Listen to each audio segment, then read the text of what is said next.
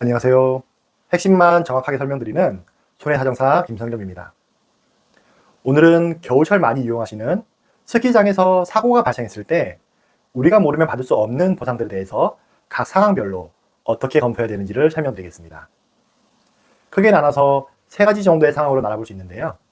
먼저 스키장의 시설물이나 관리상의 하자가 있을 때의 경우입니다. 보통 많이 문의 주시는 사항들을 보면 스키장 리프트 사고로 리프트에 오작동이 있었거나 부실한 펜스로 인한 추락 사고가 있겠고요.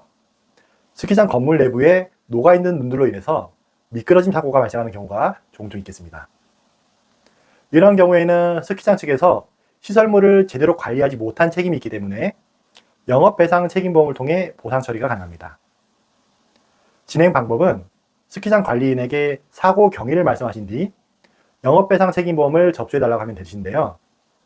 여기서 중요한 점은 이러한 배상 책임보험의 입증 책임은 피해자에게 있기 때문에 사고 현장의 CCTV 또는 현장 사진을 미리 확보해 두는 것이 필요하고요. 반드시 의무실에 방문해서 사고 경위서를 작성하여 입증 서류를 정확하게 만들어 주셔야 합니다. 이후 보험이 정상적으로 접수되면 보험사에서는 손해사정사가 나와서 사고를 조사하고 손해액을 산정하게 됩니다. 이때 보험사 측은 시설의 하자가 명확한지, 피할 수 없는 사고였는지, 환자의 부상의 크기는 어떠한지 등을 고려해서 손해액을 평가하게 되는데요. 여기서 실무적인 팁을 말씀드리자면 단순 타박상이 아닌 골절이나 인대파열과 같이 부상이 큰 사고라면 피해자 역시 손해사정사를 선임하여 대응해야 하는데, 그 이유는 실제적으로 수임료 등을 고려하더라도 보상액에서 매우 큰 차이를 보이는 경우가 많기 때문입니다. 두 번째 상황으로는 스키장 내에서의 충돌 사고입니다. 보통 슬로프에서 내려오다가 옆에 있는 사람이나 또는 앞에 있는 사람과 충돌하는 경우가 많은데, 이때에는 상대방이 가지고 있는 일상생활 배상책임보험을 통해 보상이 가능합니다. 때문에 스키나 스노우보드 사고 등이 발생하게 되면 상대방에게 보험 접수를 요청하시면 되시는데, 이때 만약 상대에게 일상생활 배상책임보험이 없더라도 그의 가족 중 1인이 가족 일상생활 배상책임보험이 있다면 그걸 통해서 보상 처리가 가능합니다. 이 역시 보험이 접수되면 보험사에서 손해사정사를 배정하게 되는데요. 이 경우에는 과실에 대한 분쟁이 많이 발생하게 됩니다. 때문에 사고 현장을 동영상으로 남겨두시거나 사진 또는 서로 간의 대화를 녹음하거나 진술을 받아두는 것이 좋습니다.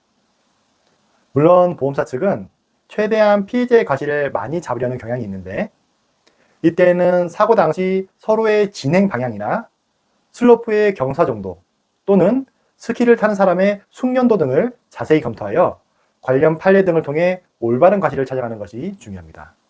이 경우에도 골절이나 인대파열 등의 큰 부상이라면 피해자 역시 초기부터 손해사정사를 따로 선임하여 올바른 과실률과 후유증에 대한 입증 방향을 잡아가는 것이 필요합니다.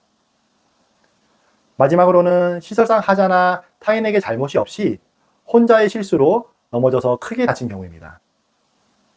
이 경우에는 본인이 가지고 있는 상해 후유장애 보험 특약이나 직장인이라면 단체 보험의 후유장애 특약을 검토해 봐야 하는데요.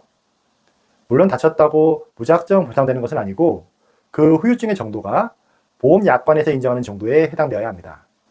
보통 발목과 손목의 부상이 가장 많은 편인데, 발목의 경우 부러진 모양이나 골절의 위치에 따라 개개인마다 예상되는 후유증이 조금씩 달라질 수 있습니다. 이 부분은 진단명만 보더라도 어느 정도 실무적으로 예측이 가능한데, 이 점에 대해서는 제가 이 동영상을 통해서 잘 설명드려 놨으니 한번 확인해 보시기 바랍니다. 손목의 경우 역시 손목 골절 시 후유장애가 예상되는 진단명에 대해 제가 지난번에 이 동영상을 통해서 잘 설명드려 놨으니 한번 참고해 보시면 될 것 같네요. 여기서 또 하나 알고 계셔야 할 점은 이러한 후유장애 보험금은 내가 개인적으로 가입한 보험이기 때문에 앞에서 말한 배상책임보험과는 서로 개념이 다른 보상입니다. 때문에 각각 후유증의 평가 방식과 평가 양식, 그리고 들어가야 할 내용들이 서로 달라지게 되고요. 이러한 부분들을 어떻게 의사한테 잘 설명하여 올바른 내용의 평가들을 받을 수 있는지가 매우 중요합니다. 또한 배상책임보험과는 다른 개념이기 때문에 배상책임보험을 진행하면서 추가적으로 후유장애 보험금을 같이 진행할 수 있다는 점도 알고 계셔야 할 듯하네요. 오늘은 스키장 사고 보상에 대해 알려드려 봤는데요.